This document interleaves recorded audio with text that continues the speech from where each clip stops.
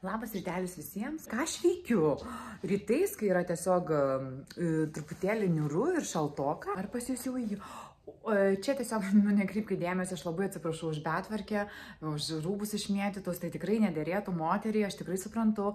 Galiu pasakyti, kad susitvarkysiu ir to daugiau nebus, nebepasikartos.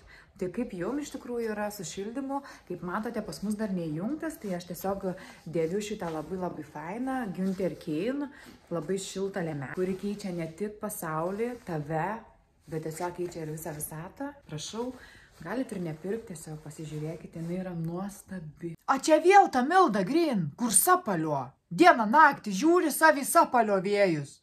Jėzau, geriau vairuot, kaip in ten ravtos daržus, kaip va gyvent gražiai, kaip dirb.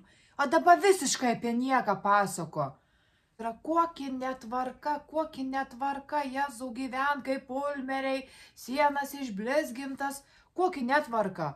Ale iš kur ana tokia ir skunda, tai tas negerai, tai nesusitvarkius, tai neišgerus.